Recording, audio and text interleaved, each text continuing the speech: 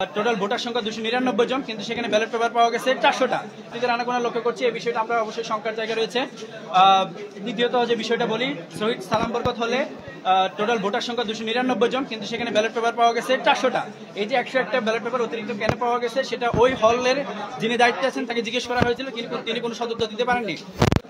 যাদের dope test করা হবে না তাদের প্রার্থীদের বাতিল হবে, কিন্তু যারা এখনো আমরা খবর পেয়েছি অনেকেই ডোপ টেস্টে অংশগ্রহণ করেননি, যারা করেনি তাদের তালিকা প্রকাশ করেনি, এটা একটা সমস্যা। দ্বিতীয় সমস্যা হচ্ছে যারা পাউডারি পার্টিসিপেট করছে তাদেরও হচ্ছে তারা কি পজিটিভ নাকি নেগেটিভ, এটাও আসলে কোনো ধরনের রেজাল্ট প্রকাশ করেনি।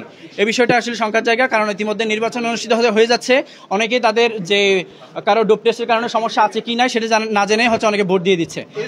হচ্ছে যেটা জানতে পেরেছি, এসএসবি হলে যে ব্যালট পেপার অতিরিক্ত ছিল, ঠিক আছে, যে এমনিতেই ছিল। এই বিষয়টা আমাদের শঙ্কার জায়গা। আমরা নির্বাচন কমিশনের সাথে যখন কথা হয়েছিল আমরা বলেছিলাম যে যতটা ব্যালট পেপার ভোটার থাকবে ততটাই ব্যালট পেপার যাবে, অতিরিক্ত কোনো ব্যালট পেপার দেওয়ার প্রয়োজন নাই, কিন্তু বিশ্ববিদ্যালয় প্রশাসন এরপরেও অতিরিক্ত ব্যালট পেপার দিয়েছেন। এই বিষয়টা আসলে শঙ্কার জায়গায় তৈরি করা।